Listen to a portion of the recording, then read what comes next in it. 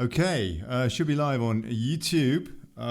Coming up in 8-9 minutes, people. So if you're watching an archive version, you might want to fast forward. South Africa.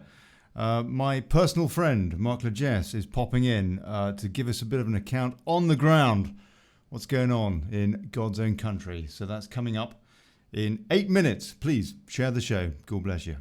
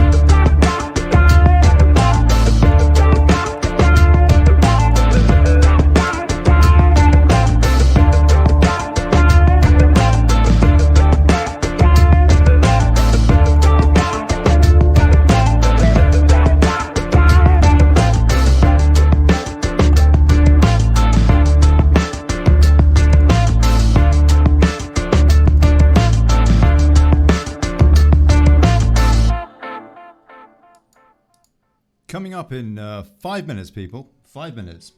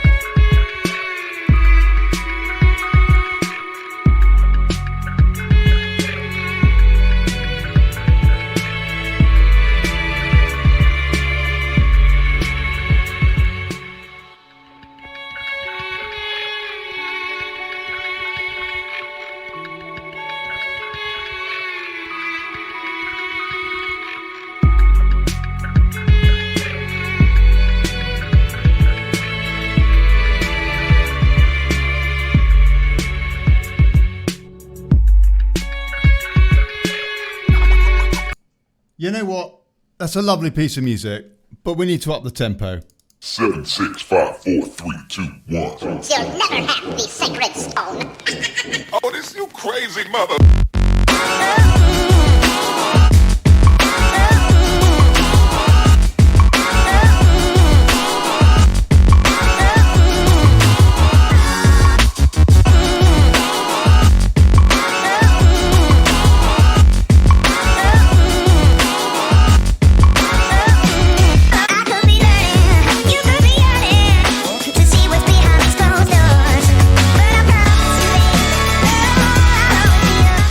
Okay, there's a link there, folks. If you want to call in, ask any questions, say something, tell us how you're doing today, then please do. There's a link in the spiel at the top of the whatnot.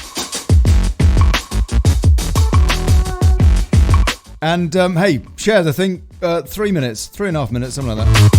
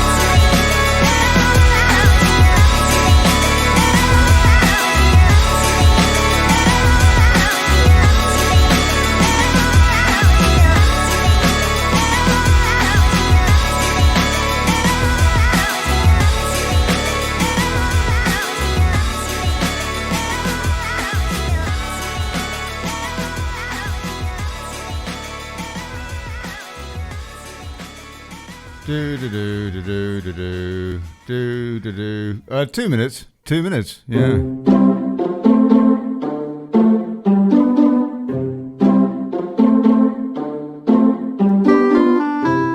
You can tell it's copyright free, can't you?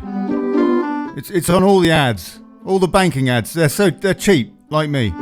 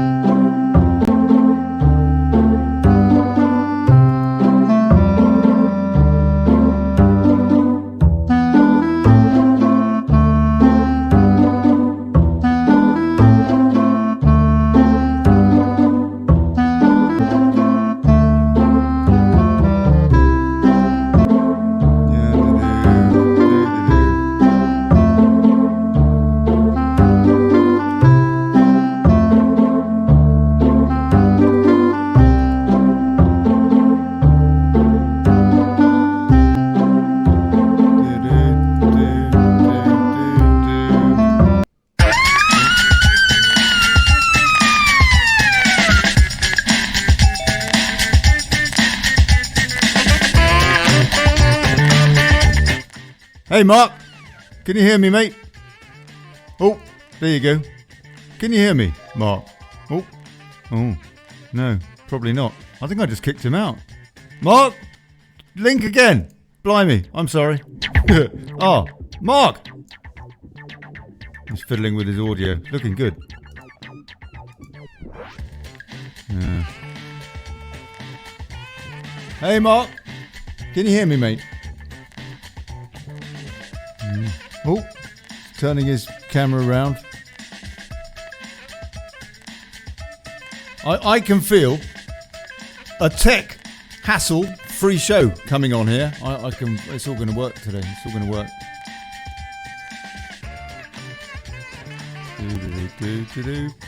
Oh, he's turned his video off now. Mark, can you hear me? Can you hear me? I don't think he can hear me. I'm not convinced that you can hear me.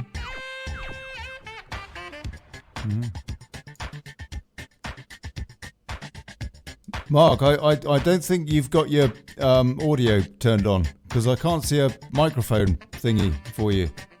Wave if you can hear me. He's playing with this. He's playing with his knobs, basically. We're going to be a minute late. Mark, can you hear me, sir? Yeah.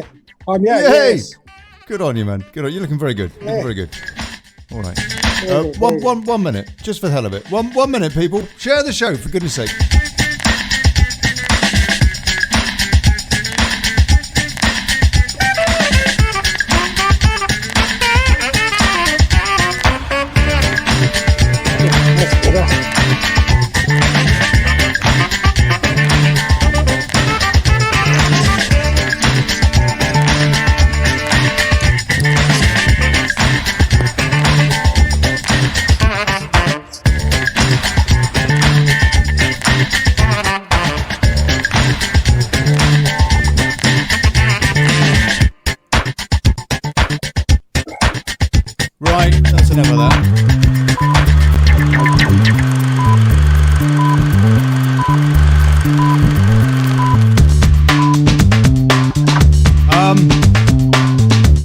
Hey folks,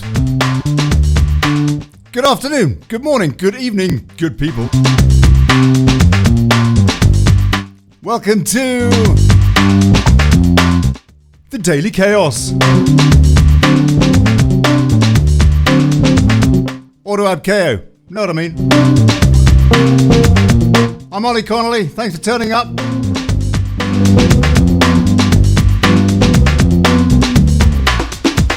And now, South Africa. Approaching flu season, already in lockdown, the currency decimated. What are the prospects for God's own country? South African, America's Cup and award-winning sailor and a very special personal friend, I might add, Marc Lagesse is here on the ground now.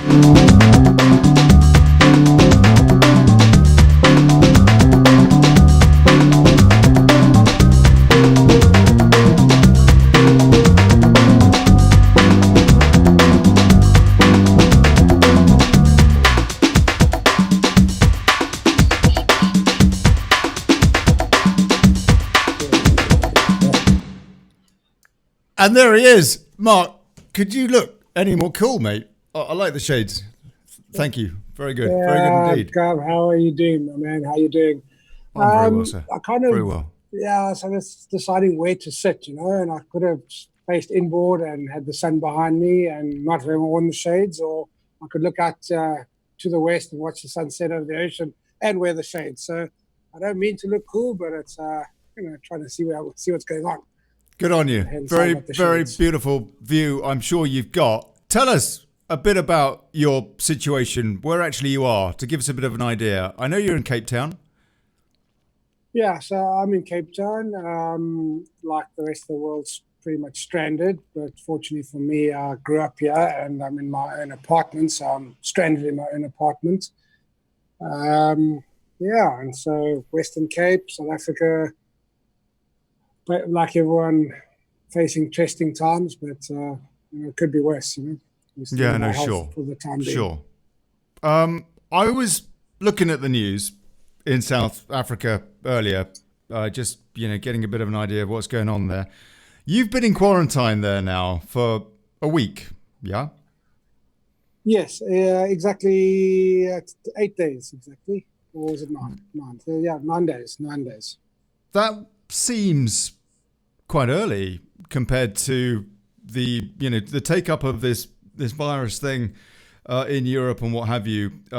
Apparently, it does seem that South Africa kicked in quarantine pretty early, no?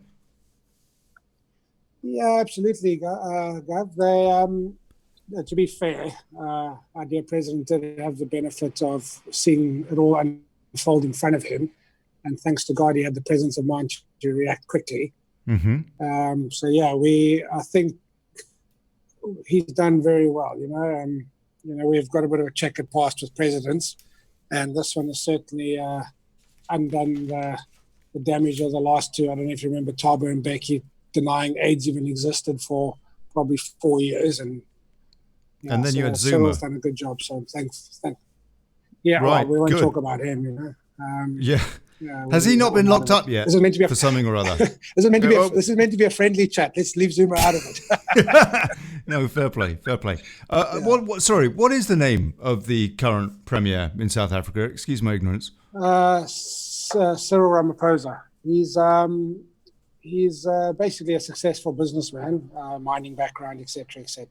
Obviously ANC from yesteryear, but he's smart. He's a finance guy and. He's smart. Hopefully he's not a pillager like the previous ones. So we'll see how that unfolds. Yeah, okay. Allegedly. Right. So no, not allegedly, factually. Really, right. Well, yeah, he was allegedly all sorts of other things as well, wasn't he? But okay. Yeah, exactly. South Africa. So this guy Ramaphosa, he actually has kicked in, hasn't he? Because this is a huge debate going on in Europe about the quarantine. Actually, a lot of people wondering if it's even the best strategy or if it was correct to essentially kill the economies of all of these, well, pretty much the whole planet. No. What is Your take on that? You think that South Africa's got it right by taking the bull by the horns, effectively, as opposed to delaying, or what? I think we've got it. Well, you've been here, Ollie. You know what it's like. You know, there's a big, massive disparity between the haves and the have-nots, and the wealthy and the less wealthy. You know, so Yeah, I think he's 100% got it right. You know, and I'm no health expert, but what I've been reading and what I understand is the virus itself is not the issue. It's the strain on the medical facilities that's the issue. We are a country of 55 million, of which probably 2/3 live in the ghettos. You know, so if they got ill, there's no ways that our medical facilities would cope, and then the country would be on its knees. You know, much Spain. You know, so yes, he has killed the economy, and South Africa is very much in the post-apartheid era. Very much a small, medium enterprise type economy, a lot of entrepreneurship, you know, like cottage industries, small businesses. And I feel for them, you know, they're going to struggle. There's going to be a lot of hard times ahead out of this. But, you know, the other option, which is a fully collapsed medical system and everyone vulnerable, is not really an option, is it? What are the stats at the moment in South Africa? How many cases and how many? Oh, sheesh, you got me. Yeah, I know we somewhere around the 1,200 mark out of, which sounds very encouraging. You know, I think only 2 or 3 deaths, but you know, I look at all these stats with a pinch of salt. You know, and it's how much testing has been done. You know, quite right. If they had done a ton of testing and it was only 1,200, I'd be quite chuffed. But they've only done around 35,000, 40,000 tests. So, you know, out of 55 million, we've got a bit of a way to go. So if you just extrapolate that out, we're the same as the rest of the world. You know, so on paper it looks good, but in reality, it's certainly not. You know? And as you mentioned the townships, the shanty towns, where people are living pretty much shoulder to shoulder. And exactly, is it really 2/3 of the country, like tens of millions of people that are living like that?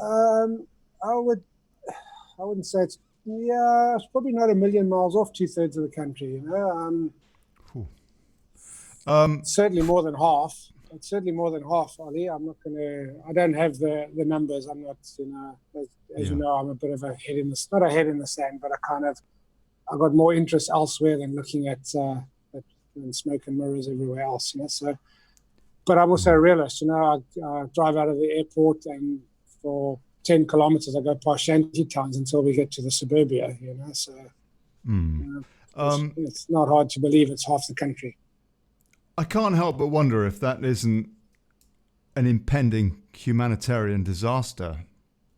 Oh, for sure it is. For sure it is. You know, we're no different to India or Rio, or, you know, I don't know if you've been to Brazil, but Brazil certainly no. Certainly no. You always see nice white beaches, etc., etc. But you know, they got ghettos just as badly as everyone else. And it is a disaster, you know, because not only are they living shoulder to shoulder, they can't self-quarantine, they can't isolate. They barely got sanitation. You know, there might be one tap serving 15 shacks, you know, and you know, they got long drops into the river, and it's a disaster, you know. And I'm not politically motivated in any shape or form, but you know, part of the manifesto of the post-apartheid ANC was housing for all, and they've had 25 years, and they certainly haven't housed all. But there's some nice Porsche Cayennes driving around and parked outside Parliament, and you've got to wonder what's going on, you know. But that's a different discussion.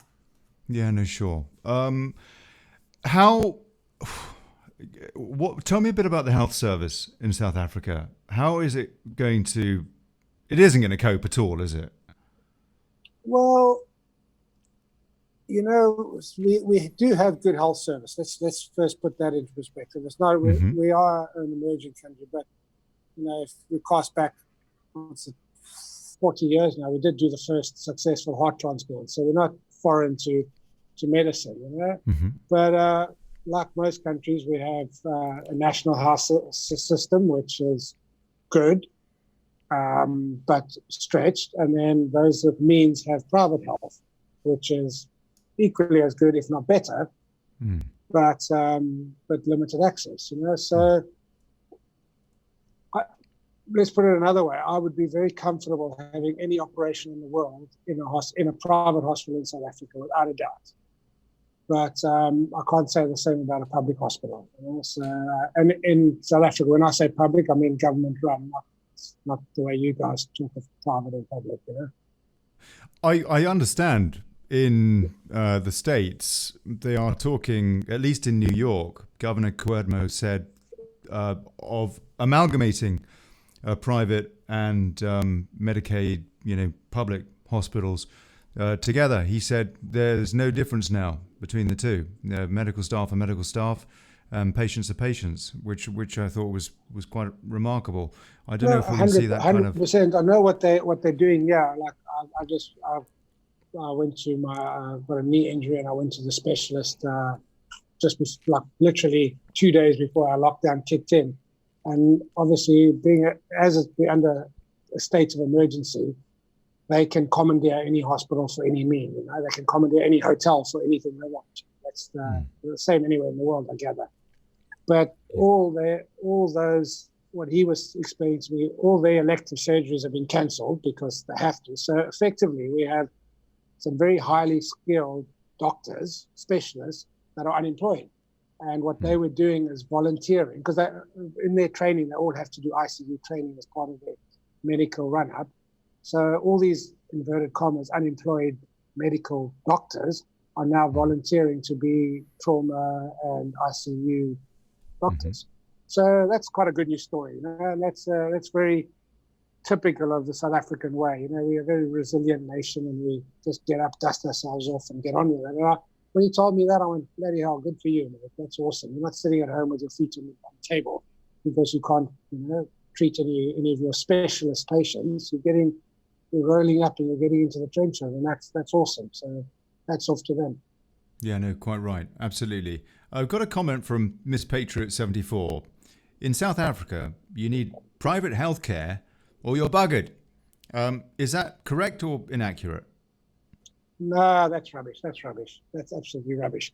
I think private healthcare is certainly for me personally, that's what I would choose, because I just have more confidence in it. I have been into. Well, you're also a sportsman. You kind of have certain requirements, being a sportsman and putting your body on the brink quite a lot. Yeah. Well, I'll come back to that. But basically, the only difference between a private and a government is the length of time you wait. So one of my best mates, Barry, I don't know if you remember Barry from our wedding. His mother was a trauma doctor in a government hospital. So the standard of the care is exactly the same. It's just basically the number of patients per number of doctors ratio is not as good as a private hospital, in my view. I want to ask you a bit about the lockdown a little bit, because people in the UK, rightly or wrongly, actually, there's different ways of looking at it. I think. I mean, personally, I am in lockdown. I've been in quarantine for tomorrow or Monday will be week 4, start of week 4. And personally, I think you got to take it seriously, because you can't be consuming the health service with this thing, whatever you think of it, wherever it came from and all the rest of it. But exactly. A lot of people are disagreeing with that, as we saw, for example, with the spring breakers in Miami Beach and all that. And in the UK, all over, people having karaoke parties and God knows what. In South Africa, I understand that in just 1 week of lockdown so far, there have been 17,000 arrests for breaking effectively curfew. Did you know that? I don't know. I don't know was that much. I know they are taking it seriously and they're not messing around. So just to give you an idea, compared to, for example, the UK, our lockdown is essential services only. So that means, much like you guys in Spain, you can go to the shops, one person per vehicle, just only X amount of people in the shop, et cetera, et cetera. So absolutely no exercise, no walking dogs, no going to the beach, nothing like that. Absolutely 100% not. Definitely no gatherings of any shape or form. And because it's a state of emergency, the military have been deployed. Now, God bless our police force, they overstretched at the best of times, so they would never have coped. But the military, they're not peacekeepers in the sense of, they geared for war. So they don't mess around. If they say stay at home, we stay at home. Make no mistake. So, is it what you would call there? I mean, that sounds more hardline than in the UK. It sounds more like it is in Spain, actually, where you're not allowed to go out. People are allowed to go out to walk their dogs here, and a lot of people like me want to hire our neighbours' dogs so that we can go for a walk. Yeah. But the highlight of my day earlier, Mark, to give you a bit of an idea, was taking the bins out and going to one bin and then going to another set of bins and then going back to the first set of bins. And that's the exercise I got. But you're saying that there is, for example, no provision. People can't go out for exercise either. It's pretty strict. No, there's nothing. So you can't. They've suspended alcohol sales, which I think is probably a good thing because if people start drinking, they start getting quite not rowdy, but they're quite relaxed around the social distancing. And then there might be a little bit of criminal intent sneaking in when they think, well, we're running out of booze, let's go borrow some booze from the neighbor, et cetera, et cetera. So I get that one. But they've gone as far as, even cigarettes they consider non-essential. So you cannot even buy cigarettes. Now, I don't smoke, so it doesn't bother me. But if this continues much longer, I think there'll be some people climbing the walls pretty soon, So, yeah, Mark. Yeah, no, absolutely. Absolutely. So, for me personally, I think it's a bit extreme. I have our apartment backs onto a beach, and it's not a private beach, it's a public beach, but we're pretty isolated. So we could put our whole apartment block on the beach and we'd be 10 meters from each other, but we're not allowed to. And so I sort of scratch my head, well, that's a bit silly, but you got to draw the line somewhere. You can't say, well, you guys can use the beach, but you can't go to your local sunbathing beach because, so I get why they've taken the hard line, and it's easier to relax it in the future than try and implement it once everyone's taking the piss, So yes, it's interesting times, that's for sure.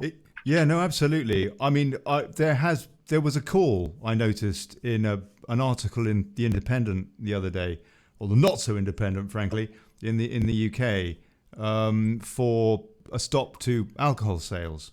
And I read all the comments because I tend to find the comments are much more worthy of interest than the pieces that are written in these rags, generally speaking. And the 80 comments, not a single comment supported the author. And I have to say, as somebody who likes a few glasses of wine every night, I would be really put out if we weren't allowed to have a tipple. That does sound pretty strong-handed, and not to be able to buy cigarettes as well. I mean,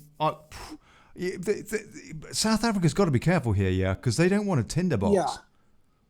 No, I agree. I think I understand, if the bottle shop's closed, I get that, so you can't buy hardtack, whiskey, etc. But most supermarkets sell wine, so what's the hardship of that? So people can get something. They can have a beer at least. No. I say most supermarkets normally sell wine, but that area is cordoned off, so you cannot buy. Really? The only thing you can buy with alcohol in this country at the moment is hand sanitizer, and well, you could try sniffing. And I think it's a little bit.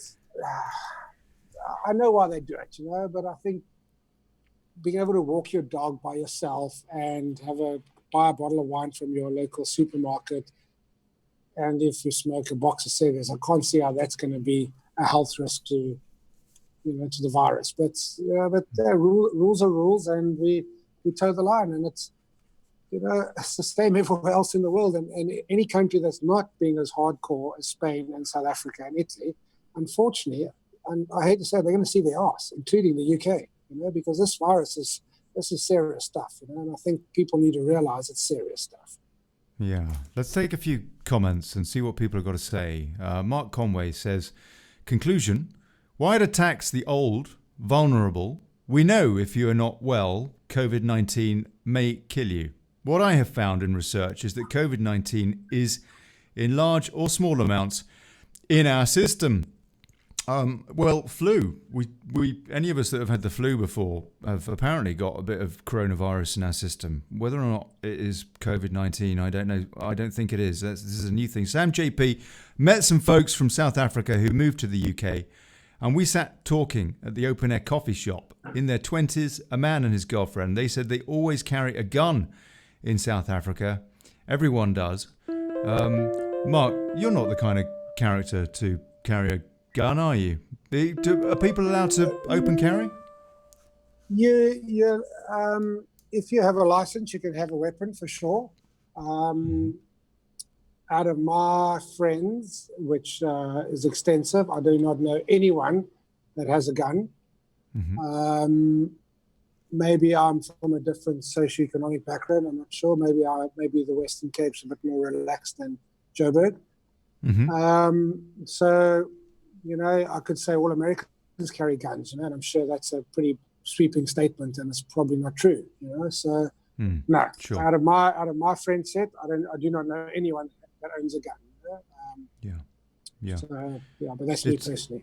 I have to say, given that in the UK guns were taken away from people, and the whole Second Amendment debate in the States, for example, I just wonder, with Boris Johnson's 4-phase plan involves in stage 4, which is probably about 2 weeks away when this virus is at its apex in the UK, the police will be stood down from practically everything, including burglary and stuff like that.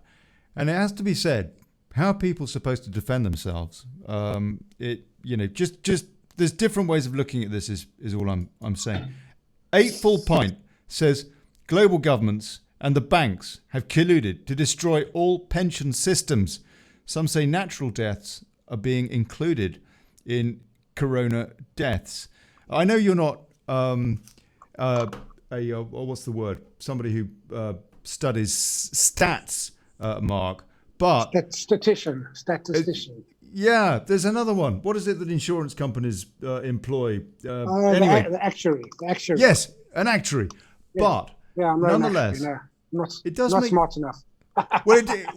Mate, it makes you wonder. I know of a few people who have lost people to this.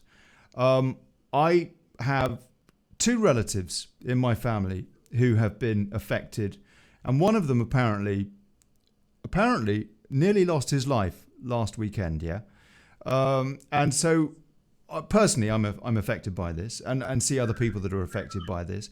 I think there's no question that there's something going on here, and it's pretty damn serious. But nonetheless, I do wonder how much misdiagnosis there is about this whole flu thing, this COVID-19 thing. How much of it is regular flu, for example, and how much of it is basically people that are succumbing to maybe this, but because of all sorts of underlying conditions. So you probably, I don't have your answer, but what I do know is when we registered our first death, and then we registered our second death, and then the next day we were back to our first death, they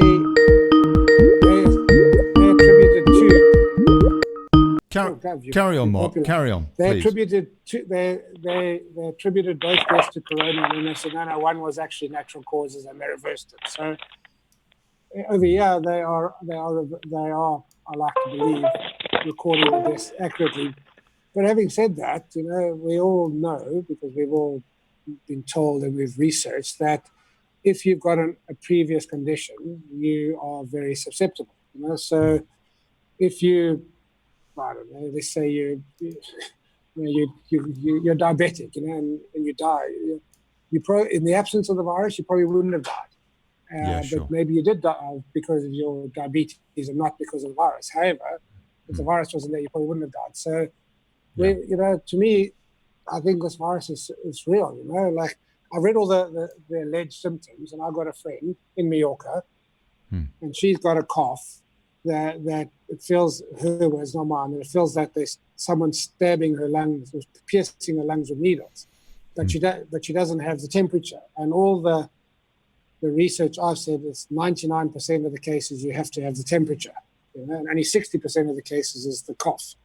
So she hasn't been tested. She thinks I may have it, I may not. I don't know. I'm fine. She's getting better, but just by the bar. But she says, "Well, I think I've got it because I've got I sat next to someone on the plane that was sick coming back from the Caribbean. I got it shortly thereafter. The incubation period was about right. It's in my respiratory system. It's all right, but she doesn't have the temperature. And everyone says without the temperature, you supposedly haven't got the virus. But how would you know? How would you know? Absolutely. We've had Marc Conway call in. Marc, what would you like to say or ask, sir? Hello there, Ollie. Hello, Marc. Hey, Marc. How's it going? Good name, mate. Ollie, I've done some bit of research into coronavirus, and what I've discovered, all on official places like the Centers for Diseases and Control Prevention. Yeah. What it is that the coronavirus was created, and the SARS-CoV-2 was created, and it attacks specifically antibodies that's in your body that's been released in your body because of an infection. Now, everybody has an infection, regardless of how small it is. It might be just our antibodies protecting our body, day-to-day things with bacteria and stuff. But what happens is that if you've got the larger infection inside your body, or you're maybe weak or whatever, that's what the SARS-CoV-2 attaches to. And then it creates COVID-19. COVID-19 attaches itself to antibodies in our body. And that's why you'll get people with, the government saying there's large amounts of the COVID-19 inside them. That is in proportion with the amount of antibodies released into the body from the infection. So the best medicine, in my opinion, is vitamin C, orange juice, cranberry juice, zinc, and antibiotics. At least the first three will increase your immune system, and the antibiotics will kill off any infection you've got inside you, thus reducing your antibodies, your defensive antibodies, so then SARS-CoV-2 can attach and create COVID-19. Hence the reason why they're always saying everybody's got coronavirus inside them. That's because everybody has antibodies in their system all the time. That's what I've got to say on it all. Yeah, Marc, thank you very much indeed, mate. God bless you. Have a lovely weekend. And you. Cheers, Marc. You know, it does make, I mean, it clearly, this is going against our immune systems or what have you, and it's got to help to, do anything that can possibly help build up your immune system. Absolutely. Amanda Ronson says, go on, Marc. Well, the first step is to protect yourself, So, like you say, immune boost, get your health in order, and then in parallel is just don't get infected, And that's why this social distancing or quarantining or whatever you want to call it is I believe a necessary step. As painful as it is, it's a necessary step, So I'd rather be home in Mallorca, down the road from you, but I'm stuck here, and I don't know how long I'm going to be here. But it's the other option isn't very attractive, which is possibly dying. There is another way of looking at it though, which a lot of people are writing about, and Trump said it, for example. Don't let the cure be worse than the cause, and there's a lot of people that would die of poverty as well, off the back of the kind Well, of financial. absolutely, 100%. But so the calculation is what is the lesser of two evils? Yeah. A global recession, a very deep global recession, or a large chunk of the world population wiped out. And I don't have the answer. Like last night on the Trevor Noah show, or the Daily Show, which I do quite enjoy, he was interviewing Bill Gates. And Bill Gates, through his foundations, invests seemingly billions of dollars, and in his opinion, the cost of life, loss of life, would far exceed, in monetary terms, the loss of a few points on the stock exchange in a bit of a recession. And he's an educated man, and he's got money, so maybe it's easier to say that when you've got lots of money. But it was a very interesting article, and basically, what I took away from it is his foundation is funding 7 simultaneous laboratories looking for a vaccination, a vaccine, knowing full well that only 1 or 2 would come good, and the other 5 would be a waste of money. But he believes that's a far lesser waste of money to write off 5 laboratories worth of work than have 1 fail and then start the second one and have that fail, and maybe only the 6th one successful in 3 years' time. So that's I know he's done a lot of good work over the years, but I tipped my hat to him and thought, wow, what a guy. He's personally writing off billions of dollars, not millions, billions.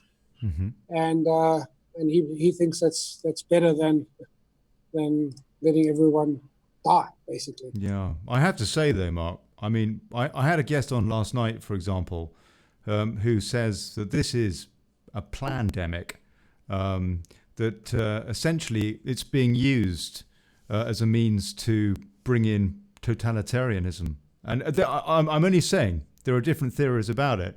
Let me ask you, globalization, has it gone too far? Is coronavirus a symptom or an effect of globalization, of the China supply chain, for example, having too much overstretch? Because, for example, we know, it's not being commonly reported in the mainstream media, but we do know that a large reason that Italy was so heavily affected by this is because of the connection between the textile industries and people from China. 100,000 Chinese workers flying in and out between Italy and northern Italy and China. So I know there are all sorts of reasons, and maybe we should have taken a bit more seriously in terms of seeing what was going on in Wuhan. And when there was a quarantine in Shanghai, for example, maybe we should have said, you know what, we better suspend non-essential international Chinese flights anyway for a little while. We didn't do that. But what is the impact, do you think, of this on globalization? Can we look to continue as we have done, or should we take note of this, and should there be some kind of a reset in the future? Well, that's a good question. I'm not as much of a conspiracist as you, as we know, as we've debated many times. But I do have a few theories up my sleeve. But before we go there, what I can say on a more humanitarian level is, when we have to, suddenly we can do anything, and we're using climate change as an example. Oh, we can't do this, we can't do that, blah, blah, blah, blah, blah, blah. Well, wait a minute, we just have, I look out the window, Cape Town doesn't have much pollution, and the sky is the bluest it's ever been. I believe the CO2 emissions are down to World War II level. You can breathe in China now, so, there are some positives out of this, but I also... Well, only if people can continue to feed themselves. Yeah, exactly. Mark. But now what I've realized, I'm chatting to you on Zoom. I didn't even know what Zoom was 2 days ago. It is great. Now, maybe I don't need to travel to Valencia for a meeting, and maybe I don't need to go to the office every day. Maybe the world doesn't need to have offices. Maybe everyone can work at home and travel less. And I think suddenly maybe we have just... Mother Nature gave us a few a few natural disasters which took no notice. And now she said, okay, well, you didn't listen to the first 5 years, a big one. Maybe you'll listen to this one, maybe, I don't know. Definitely. Interesting.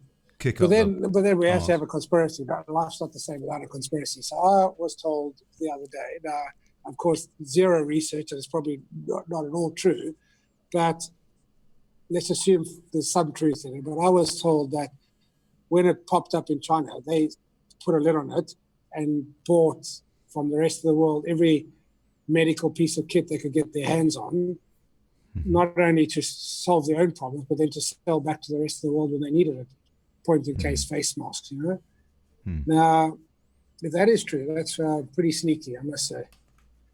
Well, I'll tell you, if it's true or not. But I do find it interesting that one of the ingredients for the vaccine is made in Italy, and one of the parts for the respirators is made in China. So the two places hardest hits have two key ingredients for the solution or for the cure. I do find it quite intriguing. I do think we should, and many, in fairness, some people in the mainstream media now are beginning to ask the question, but nothing like enough. Most of them, should we trust China? And the overall message from the mainstream media is that we should trust the official narrative coming out of a totalitarian state, a state that has concentration camps. And God knows what, and a human rights record that would just make you cry. And I do find that incredible. I do wonder. I don't know, but I do wonder if this might have been a biological warfare weapon. It came out of one of those two laboratories in Wuhan, and that was somehow released. Some sort of a coronavirus hybrid crossed with, I don't know, HIV or something they reckon is in the molecular structure. I've no idea, but I do just think it's peculiar, Mark, that the mainstream media, by and large, insist that we should trust a totalitarian state. But what's the end game? To bring the whole world to its knees, including the host country. I don't get the end game. No, neither do I. So I'll tell you what, though. That's a bit of a stretch, Well, it is and it isn't. I mean, we know that the Chinese don't much care about their own population. They kind of shown that in places like Tiananmen Square. But if they are first out of the traps with this thing, which then spreads, they're also first to get back in the traps.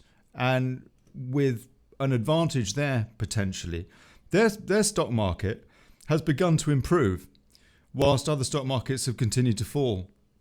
That could change. Sure. They could have a second wave. Of course. But I don't know. I don't know. But that is one possible answer to. I don't know. I don't know. I think it's mad, all of it.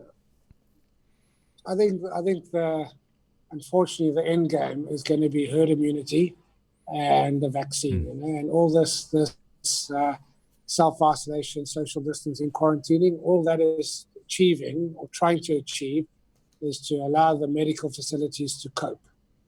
And I think if Cyril came out and on whenever it was and said, you guys are going into lockdown for 6 months, there would have been a riot.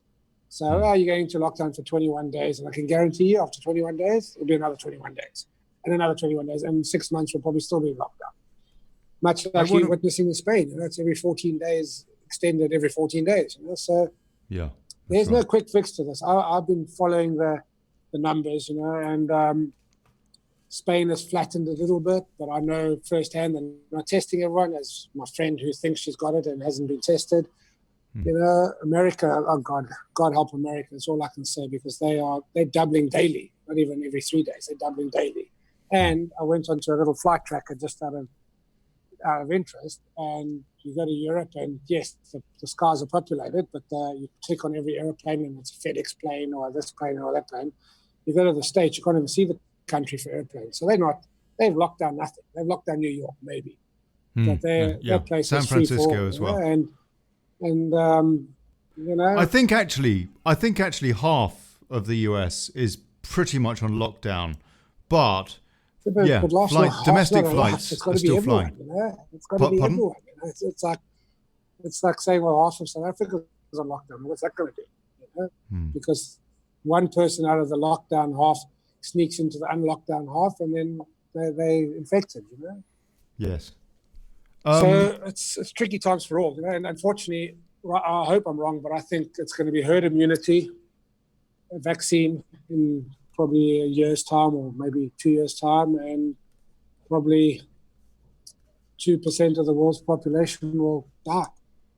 And on that cheery note. In terms of flying, I know that Africa is, again, locked down, South Africa, in terms of international flights. What about and domestic? intra-African? Domestic is also. Really? So the only way you can change provinces is if you have a medical permit or an essential services permit. But generally, that's limited to the province. But for example, if you were in Joburg and your friend was you're having a funeral in Cape Town, you'd be allowed to drive, not fly, to Cape Town for the funeral, but the funeral is limited to 50 people. 50? Quite a lot. It is a lot, but that was, some guy, he went to the court said, no, you can't travel, and then I think it got escalated, or you missed the funeral, but it got escalated on the back of that, and it's been relaxed that you can do the funerals now. But like I say, it sounds doom and gloom, but I'm not in a township, so for where I am, it's fine. We have a patch of lawn. We've got everything we need. We can still go to the shops. It's not bad. Yes, but it's certainly not rosy. That's for sure. Can South Africa be self-contained? Can it be self-sufficient in terms of food supplies if this thing was to go on for a longer period of time than we're currently expecting? Yes, I think it can. We've had a tough time of late. We've had droughts and et cetera. But yes, I think they can. I think the economy as a whole is going to tank for sure because the mines are shut. The ratings agencies have downgraded us to the bottom of the pile. I don't know if you've seen the currency, it's lost probably 20% in a week. So yes, it's worrying times. But since last year, if we have to dig in as a country. Yeah, I would like to think we can, but can we feed the whole nation indefinitely? Probably not, because of the drought and et cetera. So, it's tough times for all, but it's the same in any emerging country. I'm sure South America, on paper, their numbers don't look bad, but I'm sure in reality it's terrible. And Africa as a whole, and probably parts of Asia too. So, you're an international sports person. Sailing events around the world, stuff like that.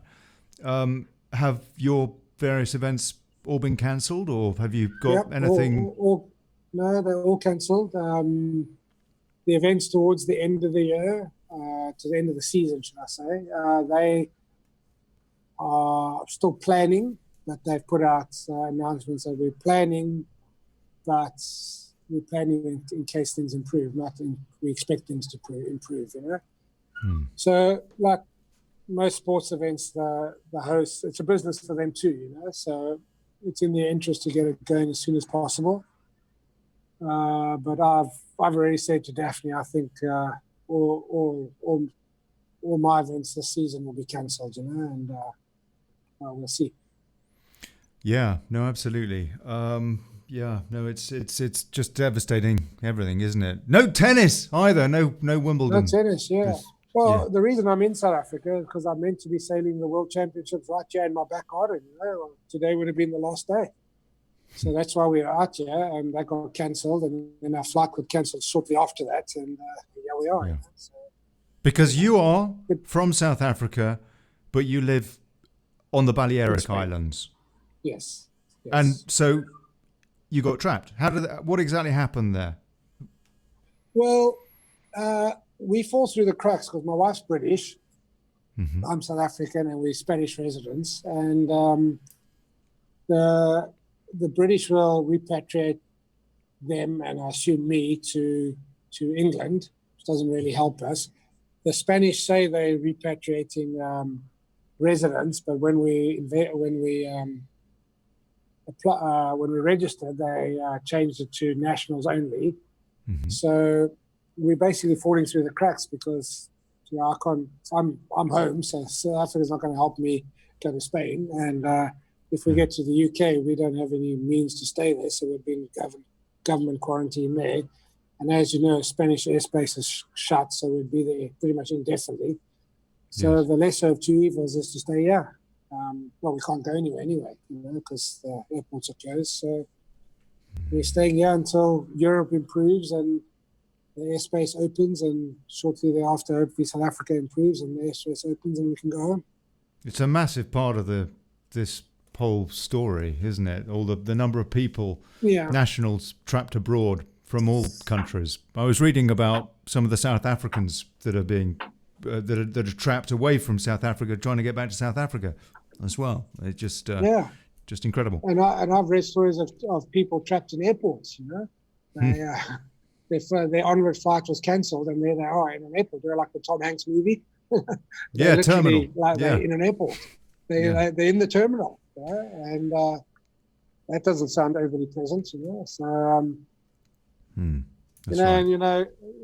like you guys. If you we're in an apartment complex on the beach, so we have interaction with neighbors, and it's all good. But imagine living by yourself in a house, and you can't leave your property. That must be pretty depressing or pretty lonely.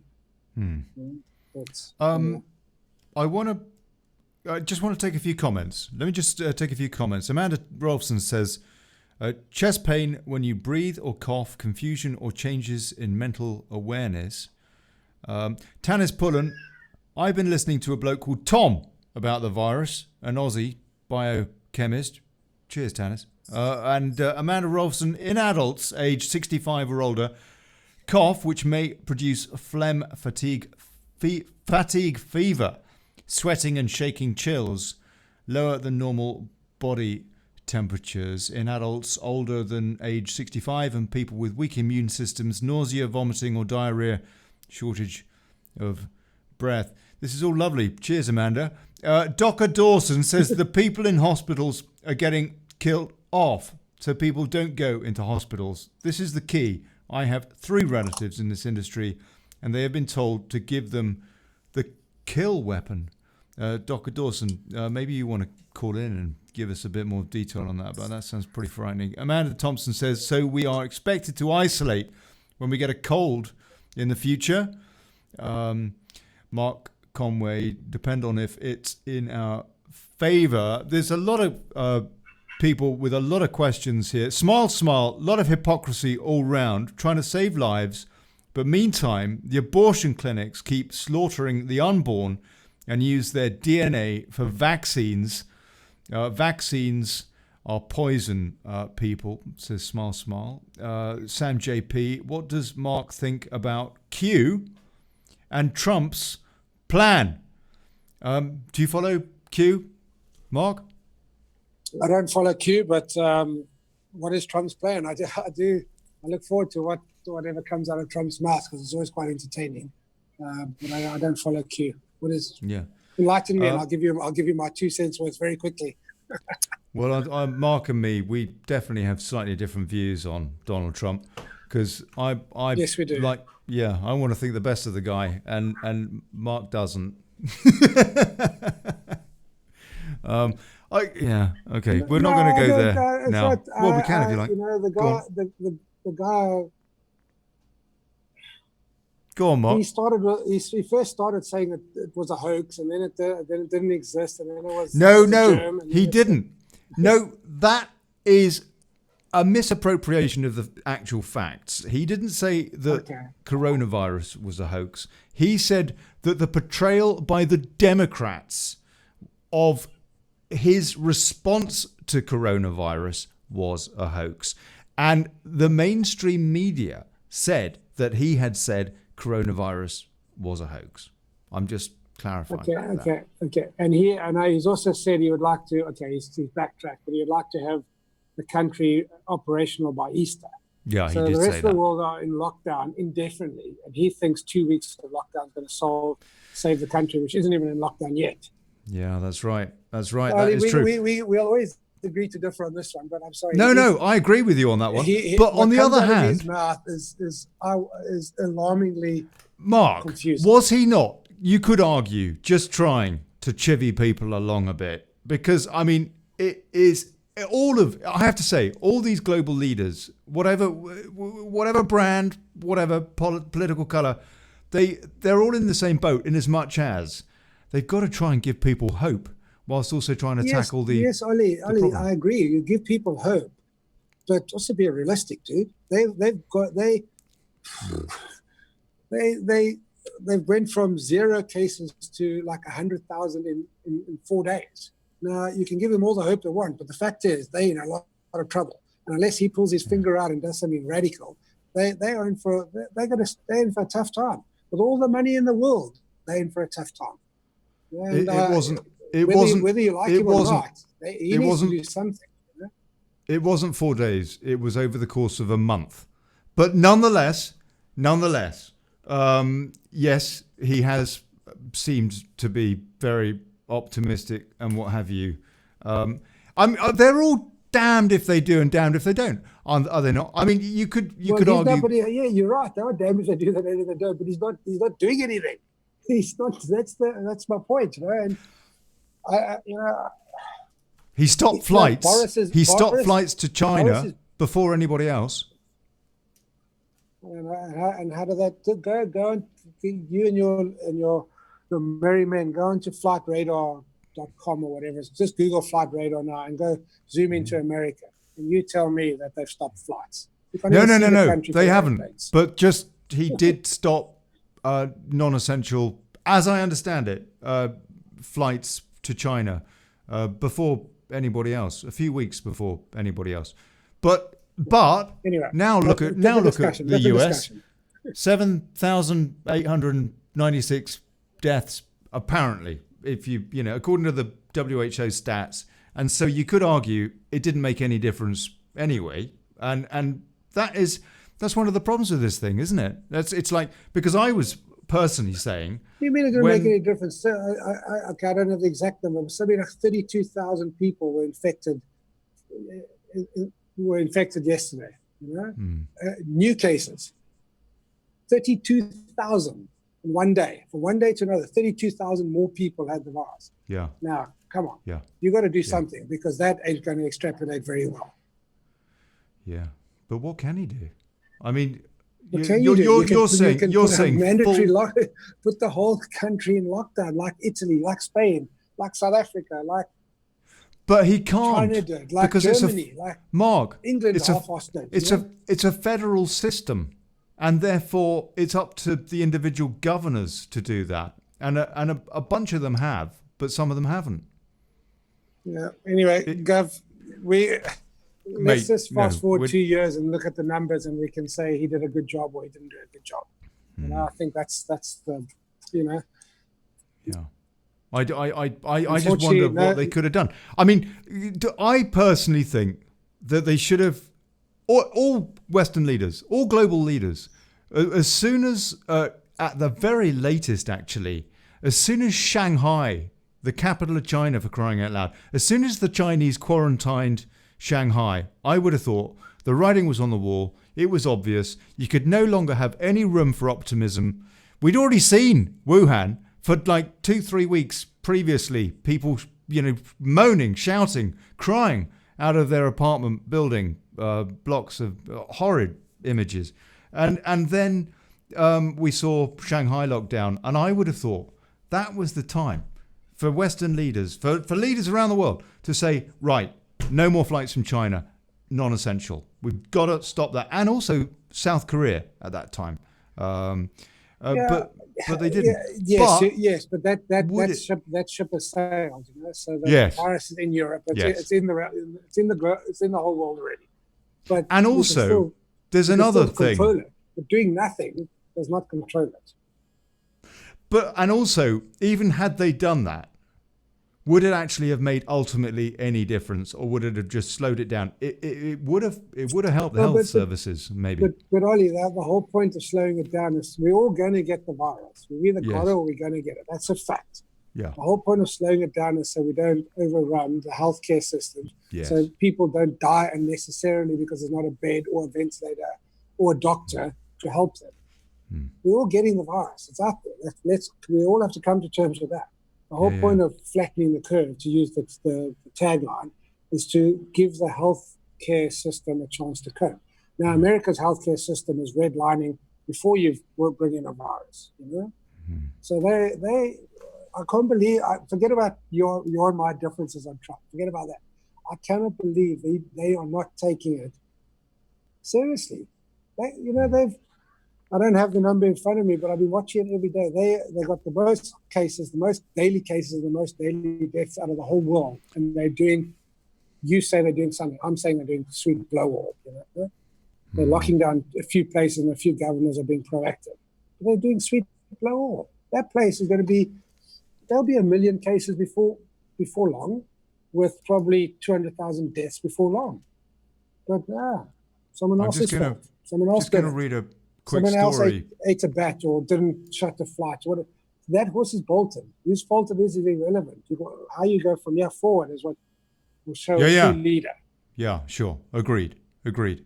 I'll just read a quick story from thehill.com. Can the president declare martial law in response to coronavirus? Recently, a rumor that President Trump would impose martial law in response to the COVID-19 pandemic went viral. The story gained enough traction that the National Security Council stepped in to reassure the public it was fake. But Americans used to dystopian films featuring government takeovers of quiet civilian life still wonder, could it happen here? The answer, according to thehill.com, is probably no, at least under circumstances as they now stand.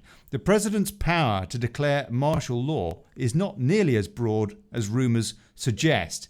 The state's powers are greater, but they too are subject to important restrictions. And Mark, I mean, the bottom line, so far as the United States is concerned, and actually it's a similar deal, it's entirely the same deal, in fact, in the European Union, is that the central administration just doesn't really have the power, the authority. The structure if he doesn't set have up. the power, he can stand up at his next press conference and say, I highly recommend that all states lock down and I ban interstate travel, because surely he can do that. You could do that, yeah. But he's saying nothing. He's saying nothing. He's saying, by April we'll be going again because it's a nice number, and maybe it'll get a bit bad. It's only like the flu, whatever. The guy's delusional. Mark, okay, tell me, at the rest of the world. Tell me, sir, how the EU. I'm having a bit of fun with you here, yeah, but this is true. How has the EU You're setting me up, aren't you? done any better? Yeah, I am. How has the EU, Van der Leyen, or whatever her name is, how has she done any different? Well, she probably hasn't. The countries have done it on their own. So using, once again, coming back to America, the states can do it on their own. But if the leader of the EU says, I suggest you do this, I think the countries will do it. Just like if the leader of the greatest country in the world says, listen, we've got to lock down our states and you cannot cross-border travel within this country, at least you're doing something. Yes. But unfortunately, like Cyril's a finance man, Donald's a finance man, and he's looking at his bottom line. He doesn't want to close his hotel or his golf resort. No name, Nos Logan points out that Sweden's not locking down, I mean, they've gone a different route again, haven't they? But the Swedes. But have you been to Sweden? They're all antisocial anyway. They never go out anyway. Mate, God bless you, Mark. Thank you very much indeed. Cheerio. Hold on. Oh, is that? Oh no, what's going on there? There we go. There we go. We are, mate. Hold on. I want to say a great big thank you to my mate, Marc Lagesse, who doesn't share my views about Donald Trump, but I love him anyway. God bless you, Mark. Thanks for coming on. Thanks for telling us how it is in South Africa. And, well, you know, I mean, to be honest with you, I'm quite concerned about what's going to happen there because of the townships. But God bless you, man. God bless all of you in South Africa. Cheers, Gav. And yeah, hey, that was Daily Chaos. 6 days a week. Because I'm in quarantine, so hey, why not? Why not? Why not?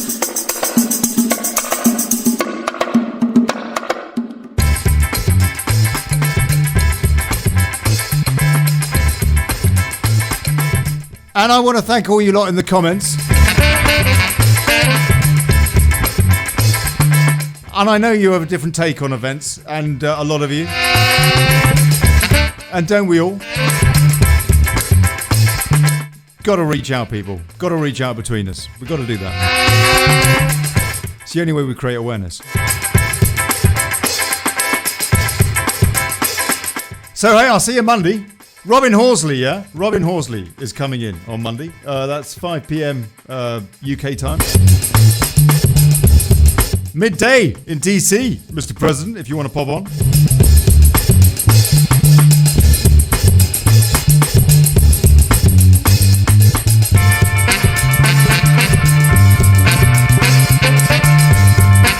And yeah, that's been Daily Chaos. I'm Olly Connelly. See you Monday. Have a great weekend. I hope you can.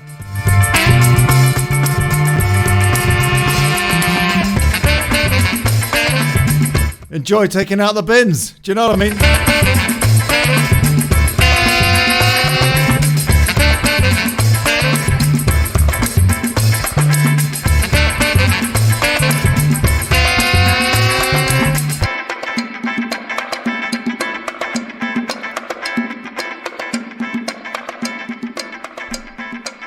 Oh, and Sam is asking how Rodders is.